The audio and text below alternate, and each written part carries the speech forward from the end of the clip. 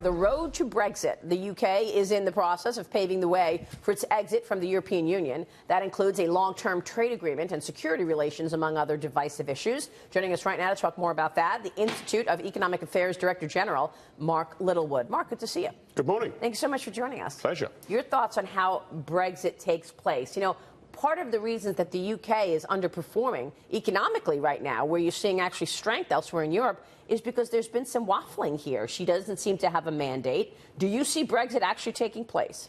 Brexit's going to happen. Okay. I've got no doubt about that. But that begs the really big question about what kind of Brexit do we get? Do we have a clean break from the European Union, or do we stay, to use the horrible terminology, in regulatory alignment with the European Union? And the problem's this: the closer we stay to the EU, the closer we promise to follow or shadow their rules in a whole range of areas, the more limited we are in actually pursuing other relationships. For example, if we stay in close regulatory alignment with the European Union, it will be extremely difficult, if not impossible, to strike a free trade deal with the United States of America. The Prime Minister today is meeting at Chequers, her country retreat, with her top members of her cabinet on the Brexit subcommittee. And the hope is that today, Theresa May, our Prime Minister, will finally make her mind up and come down on one side or the other on what her strategy is. At the moment, she's been balancing both sides. And that's not a strategy. That's just a mode of political survival. Is there a way for Britain just to get a free trade agreement with the EU and not have all this regulatory structure? There should be. It seems to me that free trade between Britain and the remaining 27 member states is of mutual interest. It is in neither side's interest to have any tariff barriers to trade at all. That bit should be quite easy. The harder bit, and this is where EU negotiations with the US have run into the ground, is not so much the tariff barriers, but what regulatory barriers might there be? And if you start having different rules around certain products and services in the UK and the rest of the EU, well, it might be there's no tariff barrier, but your product might just be illegal on the other side of the English Channel. That's the difficulty and the problem. So how much do you need to have some regulatory equivalence across the English Channel? That's the bit that's really causing the difficulty and the sticking point. And what about a bilateral deal eventually with the United States and the UK? What are the barriers there? You talked earlier about the fact that if there's not a clean break, that it makes it more difficult. How so? Enormously difficult for precisely this reason. If we're going to strike a free trade deal with the United States of America, which I would have thought on the face of it should be relatively easy, harder for the EU as a whole to strike a deal because you need to get 28 individual countries all to agree. But just the US and the UK bilaterally should be easy. But if we are locked in some way to continuing EU regulations, that is a huge block before you've even started talking.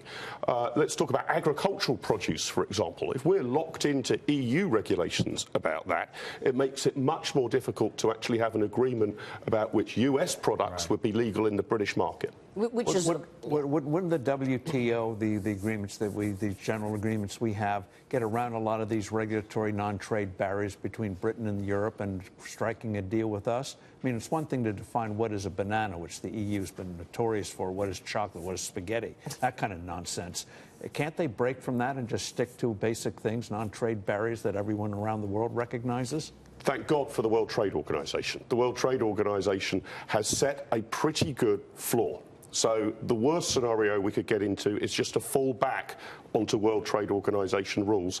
And those are not disastrous, but they're not optimal either. And I'm a bit more optimistic that we could get better deals bilaterally with the United States of America, with some of our good allies in the Commonwealth, Australia, New Zealand. If you had a strong Prime Minister, wouldn't the possibility of starting serious negotiations with the United States in anticipation of Brexit at this point put pressure on the EU to say we have to make some concessions as well? i.e., how long is she going to last and who could replace her? Right, OK. Well, those are two slightly different questions, Steve. I agree with you. We've been too obsessed, and this government has been too obsessed, about what the divorce settlement with the EU is going to be. That's important, but it's not the only show in town. Equally important is what are our new relationships going to be?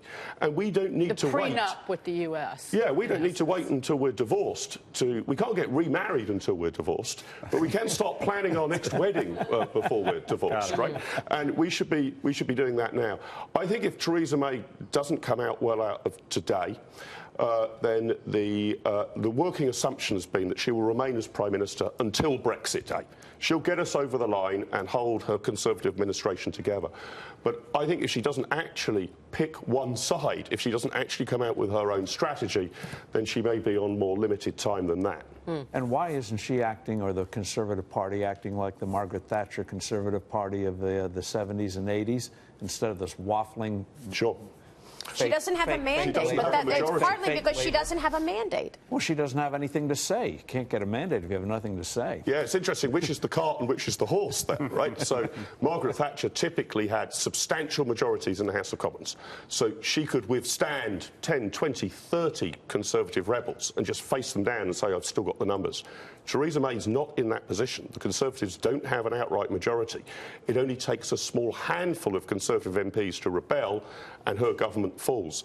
Now, that might be partly because, as Steve says, they've not articulated a vision. Yeah. It's hard to know whether to fall behind her or not. Unfortunately, with all of this waffling, businesses have to make decisions. Right. And so if, you're a J.P. Morgan or a big employer, sure, in London right now, you're not going to wait around. You're going to say, you know what, I've got to move people to Germany. That's it. You've got to make decisions. And she's waffling. Moving to the Netherlands today? Yeah. Unilever? Sure. I mean, we hear a lot of these stories. In truth, the apocalypse that we were warned would happen if we voted for Brexit has not come to pass. Right, that's a good point. The experts were proven wrong. Of course, some companies will always change their operations, and in general terms, uncertainty is bad for business. I accept that.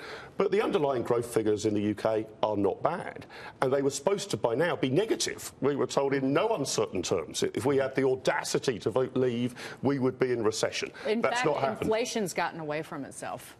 Yeah, I mean, but basically the underlying numbers, the world has continued to turn on its axis almost as if nothing has happened, despite the warnings that this would be a disaster. It hasn't been. We're supposed to get more details in March in terms of the dates and actual timing for this. So we'll be watching that. Mark, great insight from you. Thanks so much. Thanks. Great to be here. We appreciate it. Mark Littlewood joining us there.